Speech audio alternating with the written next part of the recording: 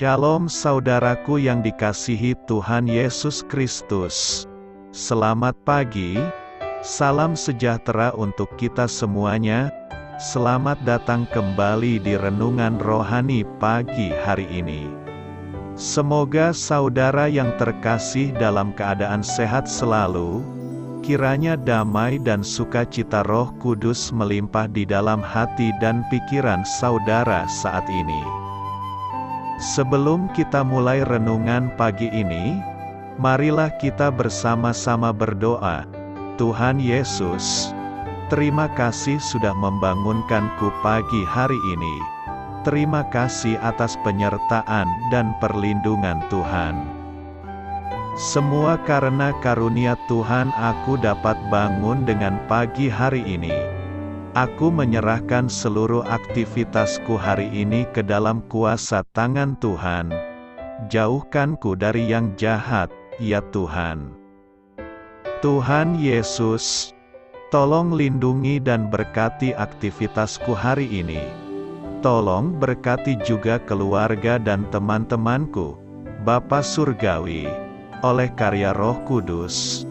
Tolonglah aku untuk menjauhi segala sesuatu yang melukai hati-Mu. Ampunilah segala dosa kami, ya Tuhan. Dalam nama Tuhan Yesus, aku sudah berdoa. Amin. Sahabat saudara rohani, pembacaan ayat emas Alkitab renungan kita hari ini terambil dari Ester 4 ayat 11 sampai dengan ayat 16. Semua pegawai raja serta penduduk daerah-daerah kerajaan mengetahui bahwa bagi setiap laki-laki atau perempuan yang menghadap raja di pelataran dalam dengan tiada dipanggil, hanya berlaku satu undang-undang, yakni hukuman mati. Hanya orang yang kepadanya raja mengulurkan tongkat emas, yang akan tetap hidup, dan aku selama 30 hari ini tidak dipanggil menghadap raja. Ketika disampaikan orang perkataan Ester itu kepada Mordehai, maka Mordehai menyuruh menyampaikan jawab ini kepada Ester. Jangan kira, karena engkau di dalam istana raja, hanya engkau yang akan terluput dari antara semua orang Yahudi. Sebab sekalipun engkau pada saat ini berdiam diri saja, bagi orang Yahudi akan timbul juga pertolongan dan kelepasan dari pihak lain, dan engkau dengan kaum keluargamu akan binasa. Siapa tahu, mungkin justru untuk saat yang seperti ini engkau beroleh kedudukan sebagai ratu. Maka Ester menyuruh menyampaikan jawab ini kepada Mordehai.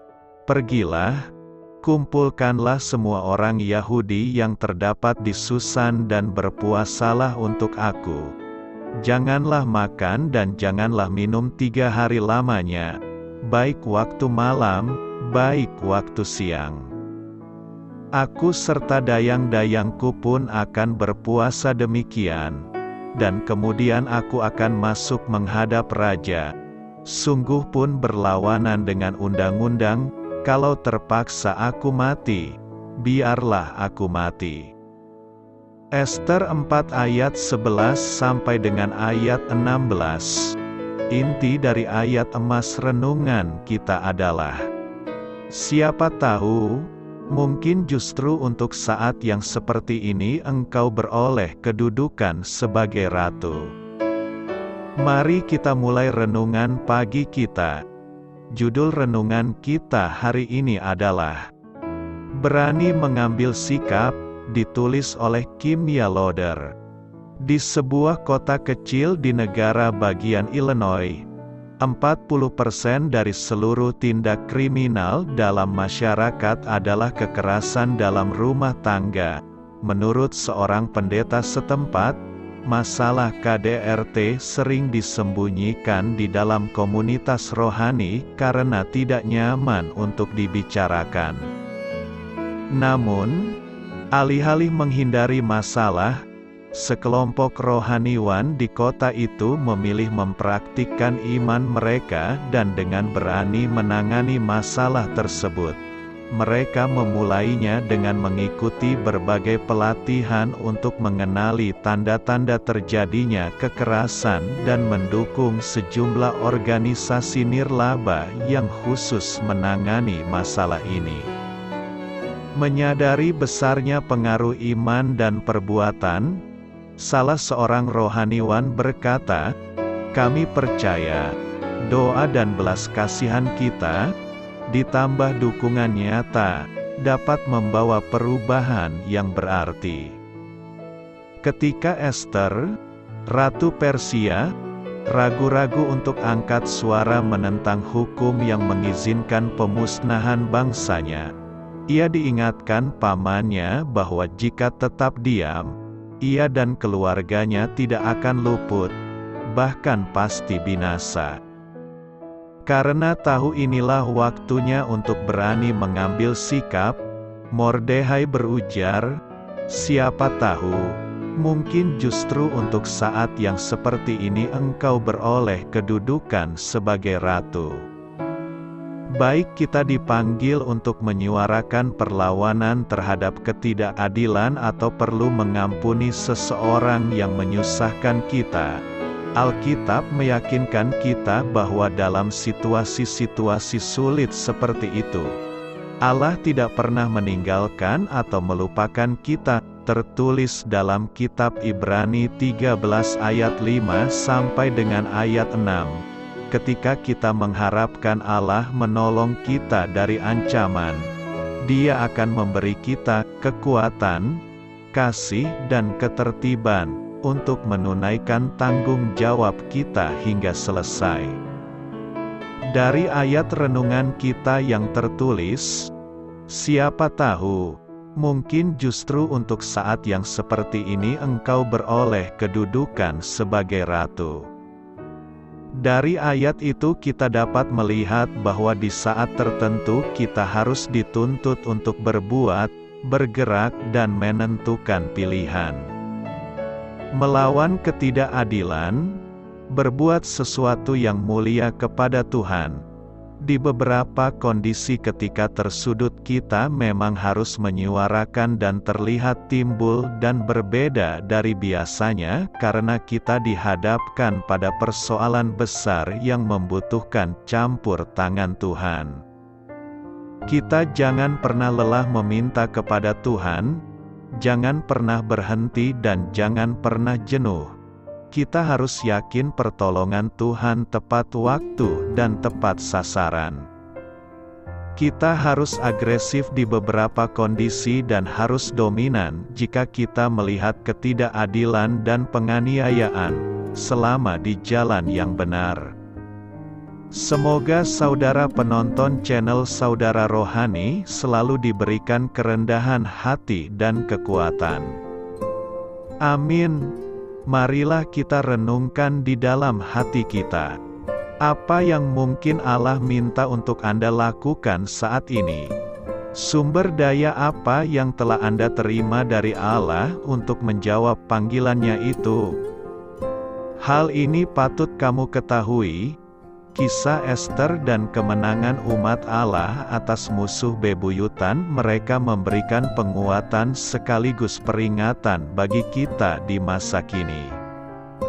Sekalipun ketika Allah tampaknya tidak hadir, Dia terus bekerja di belakang layar untuk memelihara umatnya dan melindungi mereka dari musuh-musuh mereka. Kelangsungan hidup bangsa Yahudi juga berarti kelangsungan harapan bagi Mesias yang akan datang. Kita juga belajar bahwa tidak ada yang dapat menghindari penghakiman Allah.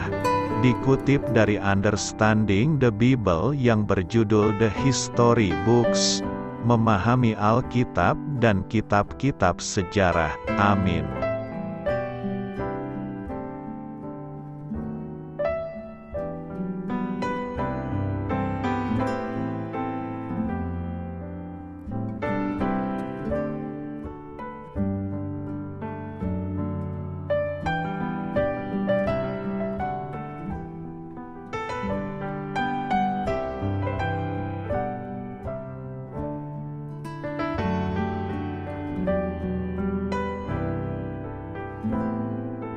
Marilah kita renungkan sahabat saudara rohani. Demikianlah renungan firman Tuhan pagi hari ini. Semoga menjadi berkat dalam hidup kita. Dan sebelum kita memulai segala aktivitas kita pagi hari ini, marilah kita berdoa. Selamat pagi Bapa, malam hari telah berganti pagi. Kehidupan baru telah Engkau berikan kembali bagi kami. Bapa Surgawi, tolonglah aku menyadari kebutuhan orang lain, supaya aku dapat membagikan apa yang telah Engkau berikan kepadaku. Pada saat aku membutuhkan, berilah aku keyakinan bahwa Engkau akan mencukupkanku, melalui orang-orang yang mengasihi-Mu, bukan karena kami pantas atau layak, namun karena kasih karunia-Mu kami boleh ada, sebagaimana kami ada di pagi hari ini. Terima kasih Tuhan, atas kesempatan baru yang telah Tuhan berikan kepada kami, untuk bisa memperbaiki diri agar kami bisa lebih layak di hadapan-Mu. Hari ini kami serahkan semua perkara dan kesulitan yang akan kami lalui ke dalam tangan-Mu. Biarkanlah kami bisa memuliakan-Mu dalam segala aktivitas yang akan kami lakukan. Amin. Biarlah firman Tuhan menjadi pengingat untuk kita semua, bahwa tuntunan dari Roh Kudus akan selalu memberi jalan keluar bagi setiap permasalahan hidup kita, dan memberi kedamaian di hati kita. Sampai jumpa di renungan pagi saudara rohani berikutnya. Kiranya Tuhan selalu memberkati saudara semua hari ini. Amin. Shalom.